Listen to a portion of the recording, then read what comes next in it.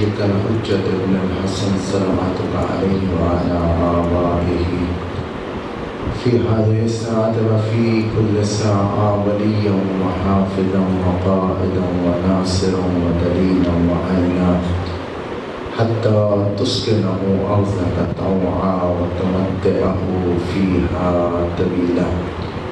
اللهم يا مقلب القلوب والأبصار يا مدبر الليل والنهار يا محب للحول والأحوال حبل حالنا إلى أحسن الحال. اللهم افعل بنا ما أنت أهله ولا تفعل بنا ما نحن أهله بجاه محمد وآله المعصومين.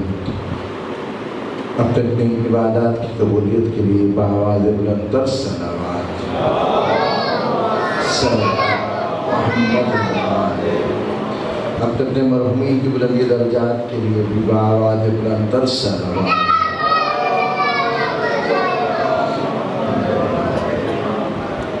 جتنے مومنین حاضرین بیمار ہیں اور جس کی صحت یابی کے لیے کہا ہے ہم سب کی صحت یابی کے لیے بھی بآواز بلند تر صلوات.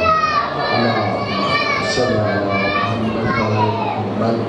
تاجیل ظہور امام زمانہ علیہ السلام کے لیے بھی بآواز بلند تر صلوات.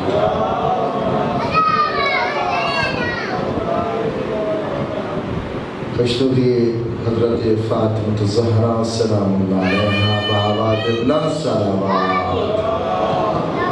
صلی علی محمد وآل محمد. اعوذ باللہ من الشیطان الرجیم. بسم اللہ الرحمن الرحیم. الحمد للہ رب العالمین. الصلاة والسلام على سید الانبیاء والمرسلین ابی القاسم محمد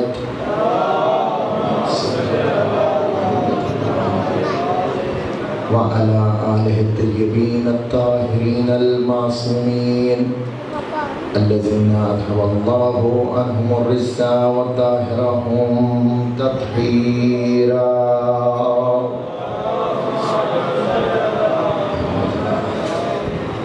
ولعن الله على أعدائهم أجمعين ملعونين من يوم عداوتهم إلى قيام يوم الدين. أما بعد فقد قال رسول الله صلى الله عليه وآله وسلم إني تارك فيكم الثقلين كتاب الله وإترة أهل بيتي وإن تمسكتم بهما لن تزلوا بعدي حتى يرد علي على الحوض. صلوات پڑھ لے محمد وآل محمد.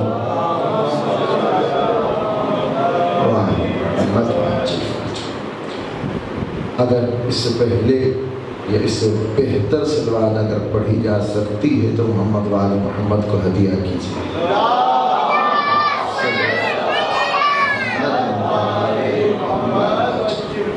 خالق کی کائنات نے ہم پہ احسان کیا ہے کہ اس نے ہمیں ولایت امیر المومنین علی ابن ابی طالب جیسی نعمت عطا کی ہے. پروردگار سے دعا ہے پروردگار ہمیں اس نعمت عظمیٰ کی قدر کرنے اور اس پہ ثابت قدم رہنے کی ہمیں توفیق عطا فرمائے. اور کل بھی آپ کے سامنے کچھ گزارشات کی تھی، انہیں کو آگے بڑھاتے ہوئے کہ اللہ تعالیٰ نے جہاں پہ ہم پہ اتنے احسانات کیے، اتنی ہم پہ نعمتیں نازل کی، رحمتیں نازل کی، اور وہاں پہ محمد والے محمد جیسی عظیم ہستیاں جو ہمیں عطا کی ہیں اور جن کے بارے میں رسول اللہ نے کہا ہے کہ یہ وہ ہیں کہ جو نعت کے قرآن ہے کہ اگر سامنے قرآن سمجھ نہ آئے تو نعت کے قرآن کے در پہ آ جانا اور اگر ناطق قرآن سمجھنا آئے تو سامت قرآن کے پاس آ جانا کہ ایک دوسرے کی تفسیر کریں گی. دوسرے لفظوں میں کہ ہاں اگر محمد والے محمد سمجھنا آئے تو قرآن سے پوچھ لینا، اور اگر قرآن سمجھنا آئے تو محمد والے محمد سے پوچھنا. اور کہا ان دونوں کے اندر جدائی ممکن نہیں. دنیا نے لاکھ کوشش کی، بڑے ہیلے کیے، بڑے ظلم کیے، کربلا آباد ہوئی، سرطن سے جدا ہو گئے، لیکن محمد والے محمد قرآن سے جدا نہیں کر سکے. میں نے کہا امام حسین کو تو قتل تو کر دیا لیکن مار نہیں سکے. آج بھی حسین زندہ ہے اور آج بھی حسین قرآن کے ساتھ ہے. بلکہ کیوں نہ کہوں کہ اگر آج قرآن باقی ہے تو امام حسین کی وجہ سے باقی ہے. ان میں جدائی ممکن نہیں. بڑی کوششیں ہوں، اور کیوں نہ کیسے جدائی ممکن ہو کہ خود رسول اللہ صلی اللہ علیہ وآلہ وسلم نے یہ کہا ہے کہ یہ مجھ تک حوض کوثر تک پہنچیں گی، اور ہماری آخری منزل بھی حوض کوثر ہے. ہم سبھی حوض کوثر کا جام پینے والے ہیں نا. مولا امیر المومنین کے ہاتھوں سے رسول اللہ کے اس حوض کوثر جہاں پہ رسول اللہ کھڑے ہوں گے اور مولا علی علیہ السلام جو ہیں جام کوثر پلائیں گے، ہم سب وہیں پہنچیں گے. لیکن وہاں تک تب پہنچیں گے عزیزان گرامی جب ہم ان دونوں کے ساتھ متمسک رہیں گے. تب اگر ہم نہ قرآن کو ہم نے لیا نہ اہل بیت کو لیا، ہاں تو پھر ہماری منزل بہت دور ہے. میں نے کل کہا تھا کہ اگر عمان نے تھوڑی سی تعلیم حاصل کی ہوتی، اگر تھوڑی سی محنت کی ہوتی، اگر تھوڑی ہمت کی ہوتی، تو وہ جہاں اس نے انگلی کھڑا کرنا سکھایا تھا کہ اللہ کتنے ہیں جی، تو سب بچے نے کہا، ہم سب نے بھی کہا. تب تک وہ طوطا تھا. اگر تھوڑی محنت کرتی تو وہیں پہ جہاں پہ اس نے الہی درس دینا شروع کر دیا تھا کہ اللہ ایک ہے، وہیں سے درس شروع کرتی کہ اللہ واحد بھی ہے، آحد بھی ہے، اللہ کا کوئی شریک نہیں ہے، وہ مالک ہے، وہ خالق ہے، وہ رازق ہے، ہاں وہ ہر چیز کا پالنے والا ہے. سب سے پہلے وہ تھا، اس کا کوئی شریک نہیں. یہ درس اگر وہیں سے شروع کر دیتی تو پھر ہم نے دیکھا کہ جن ماؤں نے یہ ایسے سبق دیے، ویسے علامہ شیخ مفید علیہ الرحمہ جیسے ہستیاں ہماری تاریخ کے اندر موجود ہیں کہ 8 سال کی عمر کے اندر مجتہد تھے جی. اگر وہیں سے کہتے پنجتن پاک اور ایک ایک کا ذکر دسترخوان پہ بٹھا کے جب روٹی دیتی تھی وہاں سے کرنا شروع کر دیتی، ایک ایک ہفتے میں ایک ایک امام کے بارے میں بتانے دیتی، تو آج ہماری کیفیت یہ نہ ہوتی کہ اگر ہمارے پاس کوئی بندہ آ کے پوچھ لے کہ امام محمد باقر کے بارے میں کیا جانتے ہو، امام جعفر صادق کے بارے میں کیا جانتے ہو، امام علی نقی کے بارے میں کیا جانتے ہو، امام حسن عسکری کے بارے میں کیا جانتے ہو، ہاں تو پھر ہم آج کی بات کر رہا ہوں میں. حاضرین آپ سب کو مخاطب کر کے، خواتین و حضرات کو مخاطب کر کے، ناظرین کو مخاطب کر کے یہ میں بات کر رہا ہوں کہ ہمارے پاس اتنا دم خم نہیں ہے کہ ہم اپنے آئمہ کے بارے میں 5 منٹ سے زیادہ بھی کوئی بات کر سکیں جی. تو یہ اگر 10 ماہ پڑھ لکھی جاتی، تھوڑی سی محنت کر لیتی، تھوڑا سی وہاں ہمت کر لیتی، تو وہیں سے جو تربیت شروع ہوتی، تو آج جو عزادار جلوس کے اندر جاتا ہے وہ معرفت کے ساتھ جاتا ہے. آج جو زائر امام حسین زیارت کے لیے جاتا وہ معرفت کے ساتھ جاتا اور فیض حاصل کرتا. کتنے ایسے زائر ہیں جاتے ہیں چکر لگا کے آ جاتے.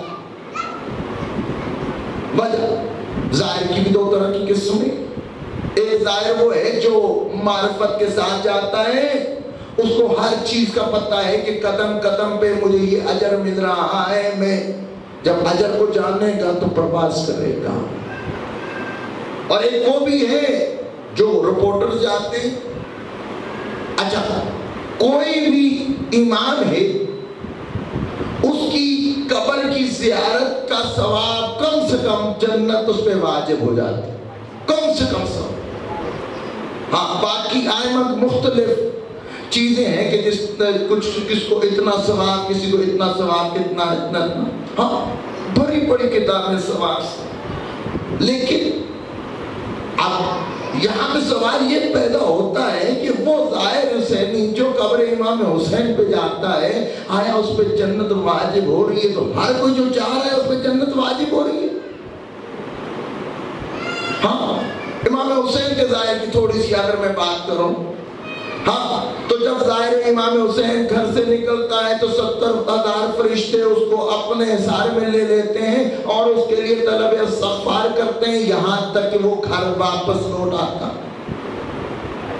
فرشتہ وہ مخلوق ہے جو جس چیز کے لیے خلق ہوتا ہے وہی عمل کرتا. ہم کوتاہی کر سکتے ہیں, فرشتہ کوتاہی نہیں کر سکتا. اچھا پھر اور کیا اجر ہے؟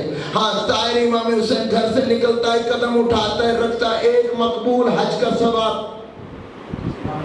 قدم اٹھاتا ہے ایک مقبول عمرے کا ثواب, اور وہ بھی وہ حج جو رسول اللہ کی ابتدا کے اندر کیا گیا. ہاں اور وہ حج جو ہم کرتے ہیں جاتے ہیں اس کے اندر شائبہ رہتا ہے, پتہ نہیں قبول ہوا ہے کہ نہیں ہوا, پتہ نہیں اس میں کتنی کوتاہیاں, کتنی غلطیاں, کتنا اس کے اندر. چاچے شوکت کو اچھے سے یاد ہے. ہاں جی, تو اب ہم جو حج کرتے ہیں اس کے اندر شائبہ ہے کہ پتہ نہیں قبول ہوا ہے کہ نہیں ہوا, کہاں پہ دکھاوا آ گیا, کہاں پہ ہم نے کچھ کم کر دیا, کتنے کفارے ہمیں پڑھتے ہیں. ہاں لیکن یہ جو ادھر ثواب ہو رہا ہے یہ اللہ نے اس کو قبول بھی کیا اور مقبول بھی بنایا. اور پھر اب جب ظاہر امام حسین ذری امام حسین پہ پہنچتا ہے تو امام فرماتے ہیں کہ جیسے ظاہر امام حسین قبر امام حسین کی زیارت کرتا ہے تو اس کو 70 سے لے کے 700 لے کے 7,000 سے 7 لاکھ مقبول حج کا ثواب ملتا. مختلف روایات. اور جب امام رضا علیہ السلام سے پوچھا کہ مولا یہ زیارت قبر امام حسین کی آیا ایک سفر زیارت امام حسین ہے؟ تو کہا نہیں. مولا پھر کہا جب تک ظاہر امام حسین ذریعے امام حسین کے سامنے کھڑا ہوتا ہے, قبر امام مظلوم پہ کھڑا ہوتا ہے, جتنی دفعہ اس کی پلک جھپکتی ہے اس کو ہر پلک جھپکنے پہ اتنا ثواب مل رہا, اتنا ثواب. اور پھر جنت تو میں نے کہا سب سے مختصر اور پہلا انعام ہے کہ جنت واجب ہو. اب یہ بتائیے کہ یہ ہر کسی کو مل رہا. وہ جو یورپ امریکہ سے جو لوگ آ رہے ہیں, کیمرے اٹھا کے آ رہے ہیں, چینلز والے رپورٹنگ کرنے آ رہے ہیں, زری پہ وہ بھی جا رہے ہیں, زری کے اندر سے قبر تک وہ بھی فلم بنا رہے ہیں, آیا ان پہ بھی جنت واجب؟ نہیں. کیوں؟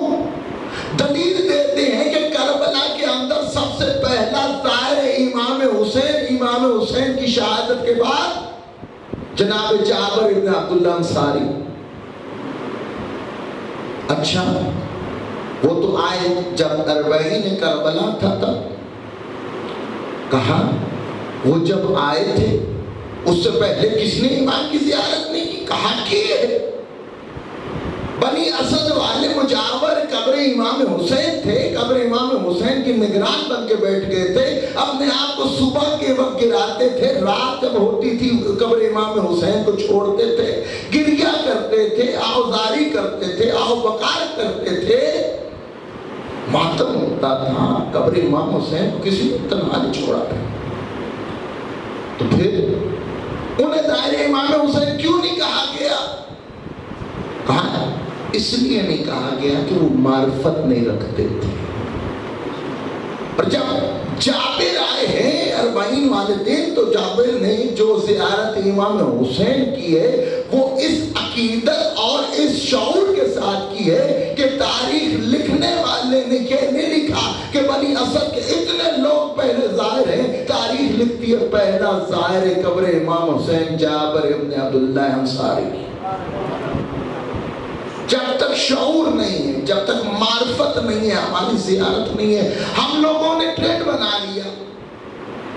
ٹرینڈ یہ بنایا کہ ہاں جی وہ فلانا جو ہے وہ کب 40 پہ گیا ہے تو واہ سبحان اللہ، کیسا کر عراقیوں نے کیسے کھانے کھلائے، کہ عراقیوں نے کیسا استقبال کیا، عراقیوں نے کتنی خدمت کی. عراقی دباتے ہیں، عراقی جو ہے وہ کھانا کھلاتے ہیں، عراقی بہترین جو ہے وہ بستر دیتے ہیں، اپنا سب کچھ قربان کر دیتے، لگا دیتے، اتنی خدمت.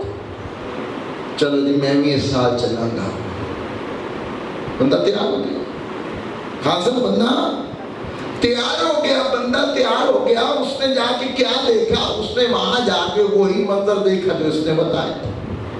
واہ واہ سبحان اللہ، او میں جی بلے بلے جی عراقیاں کمال کرتا جی. اب جب عراقیوں نے کمال کر دیا، ہم لوگ واپس کہاں گئے تھے؟ او یار میں نے یورپ پھر لیا تھا، مڈل ایسٹ پھر لیا تھا، سعودیہ میں چکر لایا، تو میں کیا چلو عراق میں چکر لایا. یہ تو بچتا چکر ہی ہے، بچا وہی کھانا پینا ہی ہے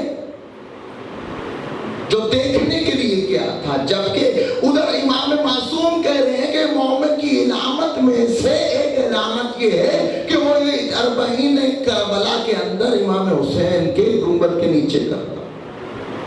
مومن کی علامات ہو. اور جتنے بھی واقعات آپ نے تاریخ کے اندر پڑھے یا سنے کہ لوگوں نے قربانیاں دی، ایک نے اپنا سر کٹوایا، دوسرے نے جا کے زیارت امام حسین کی، کسی نے عزائے بدن کٹوایا، عزائے بدن نیچے گر رہا تھا، ہاتھ سے پان پہ خون نکل رہا تھا، فوار جاری تھی، قبر امام حسین کے اوپر گرا لیا تھا، اولاد قربان کی، ٹیکس دیا، کیا کچھ کیا. حاکم وقت جانتے تھے ہر چیز کر لو، شیعہ مرتے مر جائیں گے، 40 کی زیارت نہیں چھوڑے. ایک دفعہ معرفت اور ایک دفعہ دکھاوا ہے اور چکر ہے تو چکر، تو واجب جنت اس پہ ہوگی. فرشتے اس کا طواف کریں گے، اس کے لیے طلب استغفار کریں گے، اس پہ جنت واجب ہوگی جس کے پاس معرفت ہوگی. جو امام حسین کو جانتا ہوگا، امام حسین کی قربانی کا سبب جانتا ہوگا، یہ کوشش کر رہا ہوگا کہ امام حسین کی معرفت حاصل کرے، تب اجر ملے گا، وَإِلَّا نہیں. کمی ہے تو شعور کی کمی. امام حسین کو ہم نے صرف اور صرف کربلا میں صرف اور صرف امام حسین کے غم لیے. وہ مظلوم امام ہے، یقیناً ان کا غم بڑا ہے، لیکن مقصد عظیم ہے اس کے پیچھے. اس کو ہم نے کبھی دیکھا ہی نہیں، اس کو کبھی سوچا ہی نہیں. ہم نے کبھی اس کو اپنانے کی کوشش ہی نہیں کی ہے، اس کو پڑھنے کی کوشش نہیں کی. عزیزان گرامی، اگر حوض کوثر تک پہنچنا ہے، اگر ہادی کی ہدایت لینا چاہتے ہو تو محمد والے محمد سے بڑھ کے ہادی کوئی نہیں. اس تک پہ جھکنا پڑے گا. جتنا جھکو گے اتنا عروج حاصل ہوگا، بلندی حاصل ہوگی، اتنے بخت بڑھیں گے.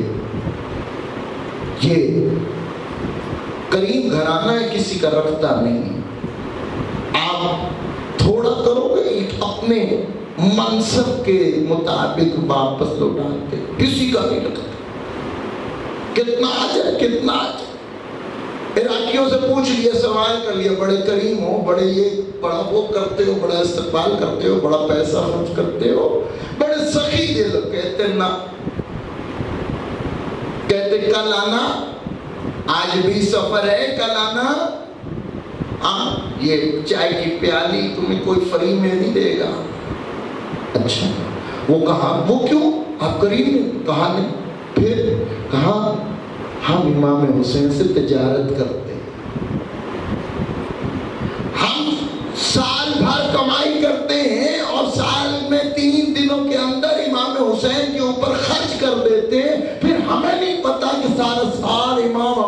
100 گنا, کتنے ہزار گنا ہمیں واپس کرتا.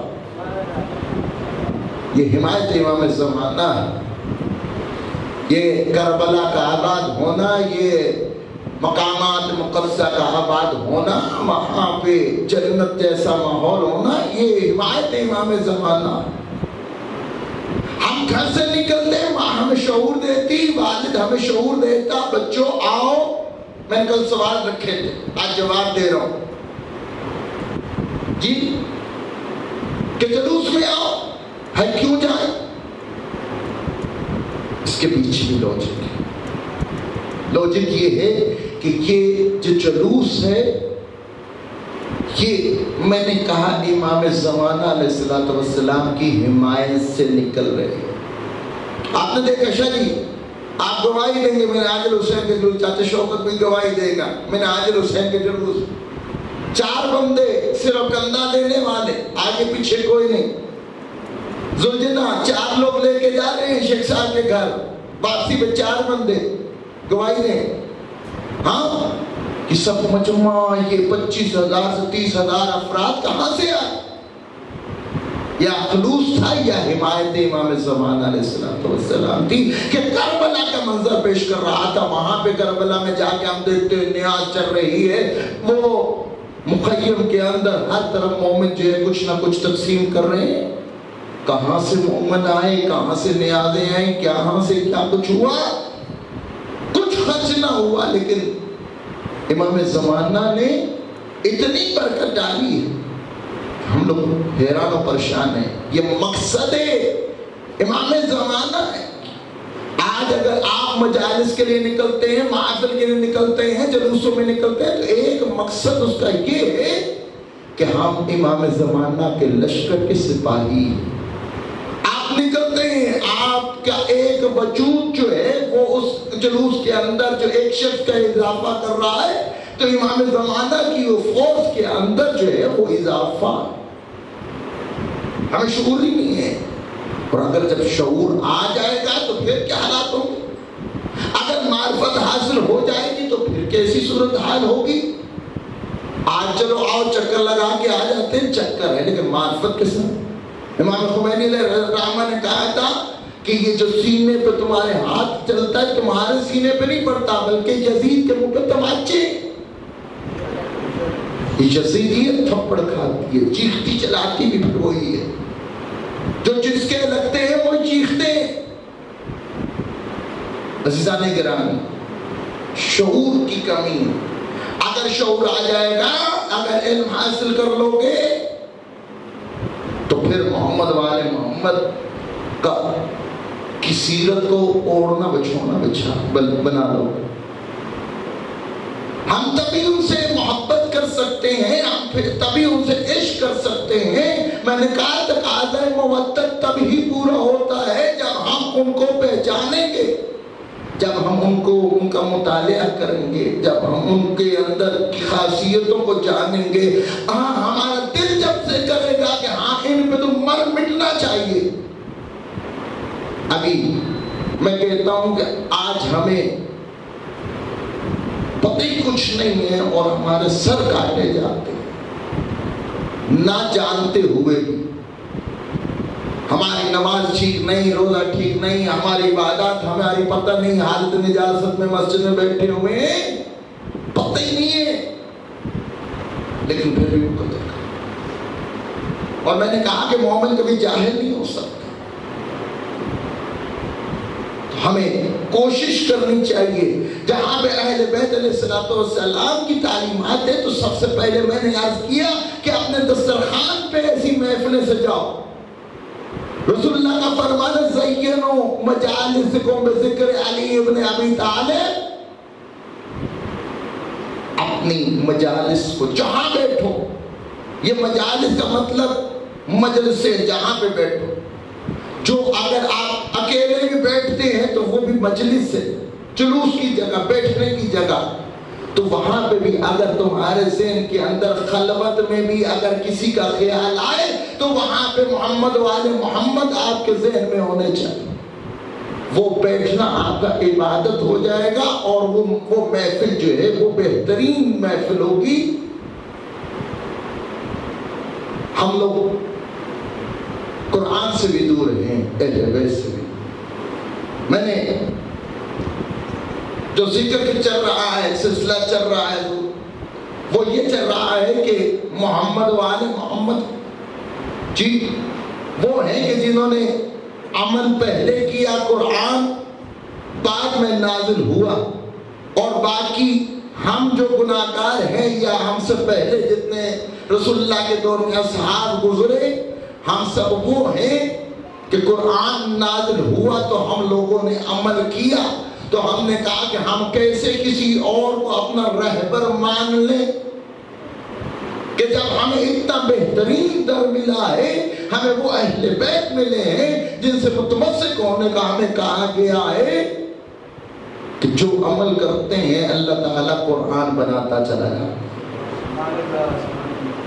کچھ باتیں کل یہ باتیں اب بچوں کے لیے ہیں تاکہ کچھ استفادہ کر کے لے کے جائیں۔ اللہ تعالیٰ نے اپنے نبی کے دروازے پہ ایک سائل کو بھیجا، لیکن اس کے پیچھے بھی حکمت پر اب سائل آتا مسجد نبی کے بعد صدا دیتا، اے پیغمبر کے اصحاب، میں محتاج ہوں، بھوکا ہوں، تنگ دست ہوں، میری مدد کرو۔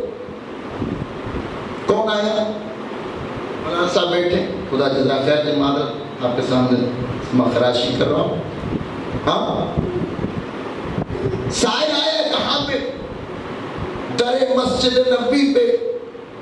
مسجد نبی اصحاب پیغمبر سے بھری ہوئی ہے، ہر کوئی عبادت میں مشغول ہے، کوئی قرآن پڑھ رہا ہے، کوئی نوافل ادا کر رہا ہے، ہاں کوئی نمازیں پڑھ رہا ہے، کوئی کیسے ذکر میں مشغول ہے۔ سائل آ کے کیا کہتا ہے؟ اے اصحاب پیغمبر، محتاج ہوں، مدد کرو۔ ساروں نے سنی آنسونی، پھر کہا، تو جب ساروں نے سنی آنسونی کر دی تو اب روایت یہ بتاتی ہے کہ اس سائل نے ادھر ادھر کسی کو مخاطب نہیں کیا، خدا کو مخاطب کر کے کہتا ہے، اے اللہ گواہ رہی تیرے نبی کی مسجد سے خالی ہاتھ جا رہا ہوں۔ اب جیسے یہ شکوہ کیا کہاں پہ؟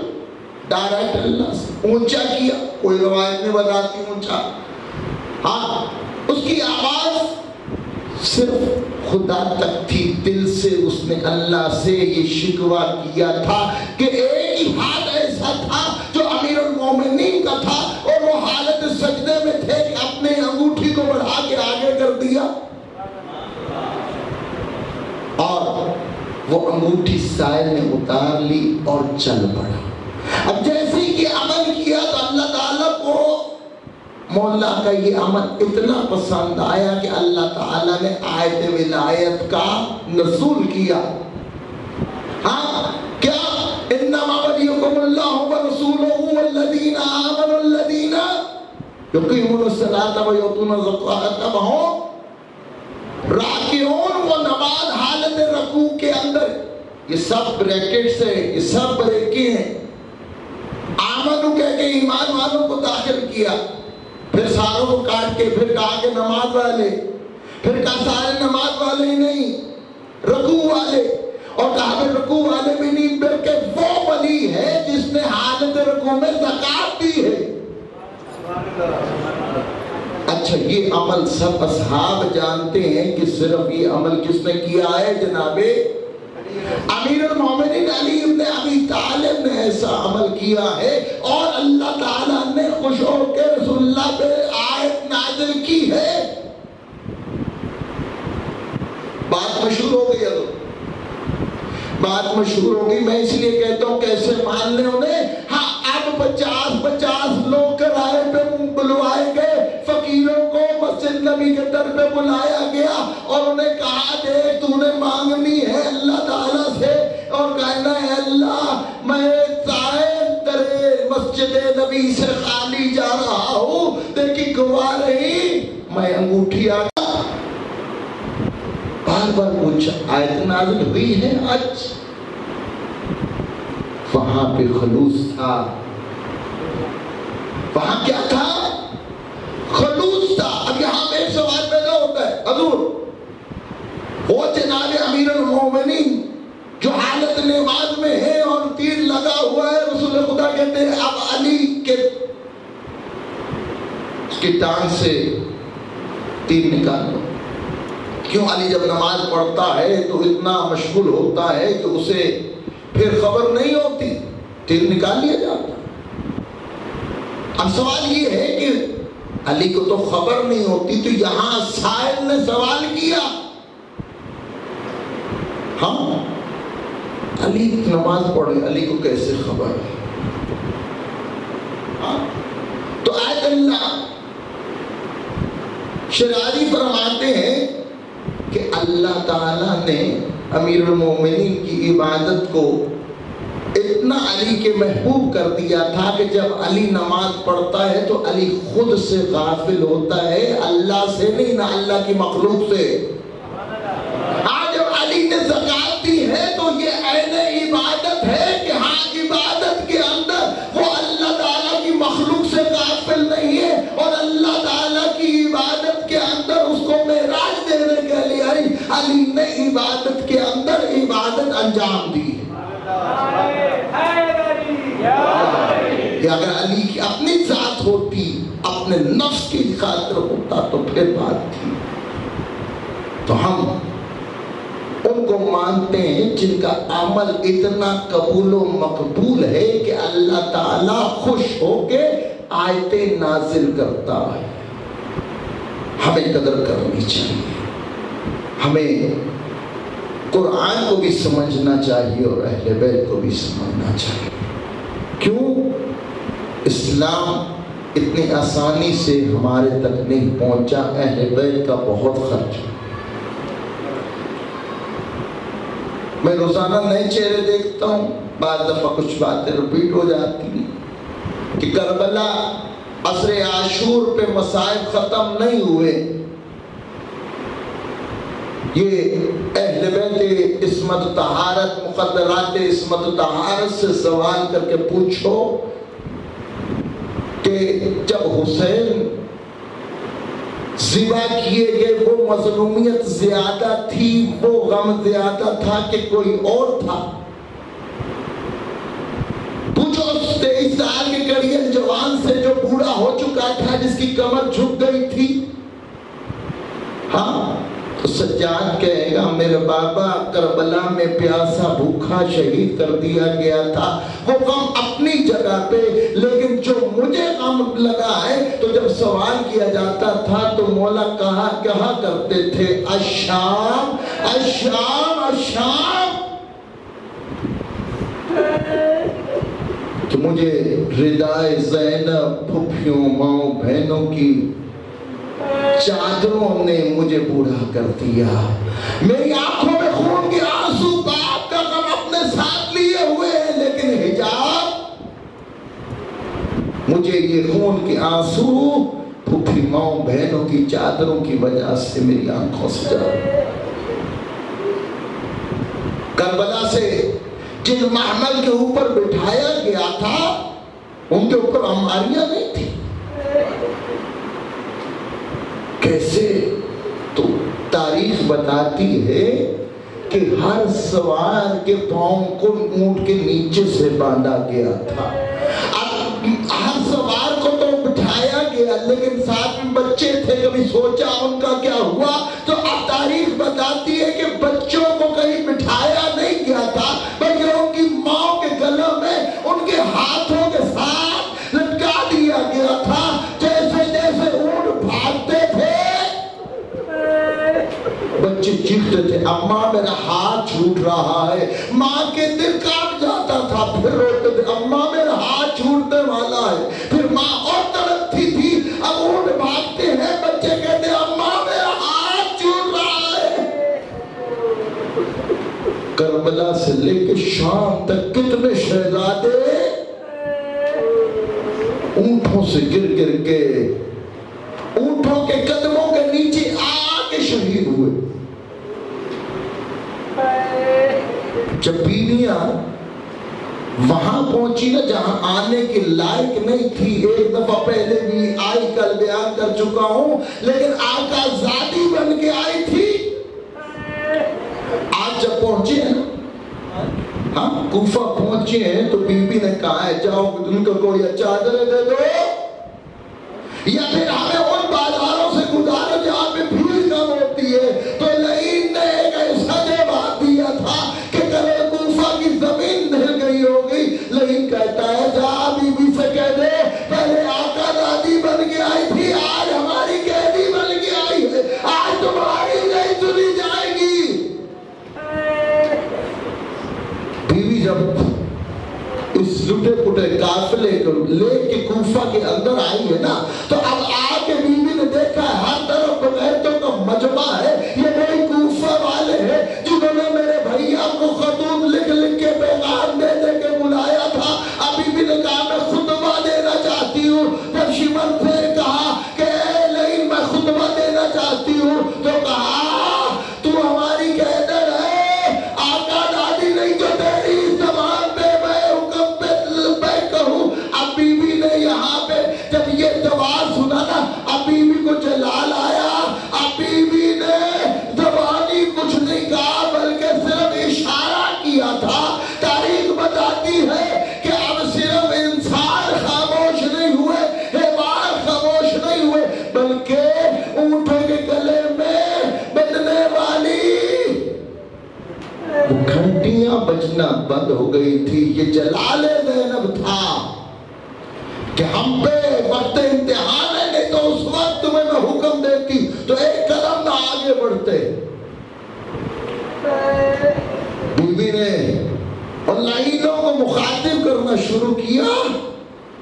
جیسے مخاطب کیا بیوی نے خطبہ دیا. اب یہ آواز خطبہ بلند ہوئی تھی. آپ جانتے ہیں دنیا میں دو ہی لہجے بڑے مشہور ہوئے جناب امیر المومنین کے. ایک علی کے لہجے میں خدا نے گفتگو کی، ایک زینب کبریٰ عالیہ نے گفتگو کی. اب جیسے ہی کوفہ کے بازار میں زینب نے خطبہ شروع کیا، مولا کا ایک صحابی عبداللہ بن رفیع بڑھ کے اپنا سر پیٹ کے کہتا ہے اے بیٹی مجھے بتاؤ یہ کس کون علی کا بیٹا خطبہ دے رہا ہے. یہ مولا کا صحابی ہے جس کی ایک آنکھ جمل میں ایک سفیر میں ضائع ہو گئی تھی. مولا امیر المومنین سے کئی دفعہ عرضی کر چکا تھا اے آقا مولا آپ میرے حق میں دعا کر دے میری بنائی واپس آ جائے. تو مولا نے ہر دفعہ کہا تھا اے عبداللہ میں دعا کروں گا اللہ قبول تو کر لے گا، لیکن تو کبھی ایک بندر جو تو دیکھے گا تو کیسے برداشت کرے گا. اچھا ہے آج میری نصیحت پہ عمل کر، آنکھیں ناما. کہا اچھا مولا جیسے حکم. آج جب بیٹی نے اسے پوچھا نا اے بیٹی علی کا کون سا بیٹا خطبہ دے رہا ہے، سر پیٹ کے کہتی ہے بابا علی کا کوئی بیٹا نہیں ہے بلکہ علی کی بیٹی زینب خطبہ دے رہی ہے. کہا علی کی بیٹی اور کوفہ کا دربار. کہا بابا اس کے سر پہ تو ردائی نہیں ہے، اس کے ساتھ قیدی ہے. کہا بیٹی مجھے تلوار دے میں لعینوں کا مقابلہ کروں گا. بابا تو نابینا کار میری مدد کری، میں تو جا کے کوئی سے حملہ ہوگا میں جنگ کروں گا. میں کہوں گا مولا تیری اپنی قسمت. یہ وہی کوفہ تھا جہاں تو نے اپنے اصحاب سے کہا تھا اے میرے اصحاب باوفا میرے سر پہ ضرر لگ چکی ہے، ابھی میری بیٹیاں دروازے پہ میرا استقبال کرے گی. اب تمہارے رولے کی آوازیں ان کے کانوں میں اور ان کی رولے کی آوازیں تمہارے کانوں پہ آنے گی. اے علی کی غیرت گوارا نہیں کرتی کہ میری بیٹی کی آواز اور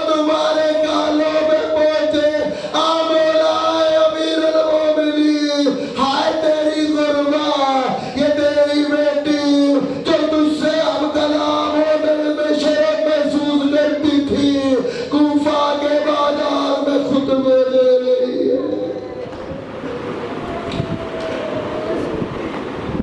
باسی عالم الذین ظلموا پروردگار تجھے واسطہ محمد والے محمد کا، تجھے واسطہ بطول زادیوں کی مشکلات کا. پروردگار ہمارے اس پرسے کو قبول و مقبول فرما. ہمیں پرسہ پیش کرتے ہیں وقت کے امام زمانہ علیہ السلام کی خدمت میں. پروردگار ہمارے اس پرسے کو قبول و مقبول فرما. اے امام زمانہ ہم سے راضی و خوشنود مولا صحیح معنی میں عزادار امام حسین بنا. اے پروردگار زیور محمد سے راستہ پہ راستہ فرما. تعلیمات محمد والے محمد کو سیکھنے سمجھنے اور اس پر عمل کرنے کی توفیق عطا فرما.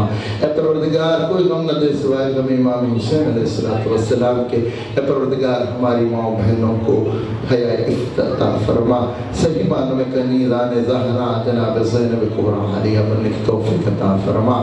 اے پروردگار ان کے پردوں کی محافظت فرما. اے پروردگار جتنے مومنین یہاں بیٹھے حاجات رکھتے ہیں پروردگار تو کریم ہے، تو رؤوف رحیم ہے. محمد والے محمد کے صدقے میں جناب زہرا کے صدقے میں پروردگار کی حوائج شریعہ کو پورا فرما.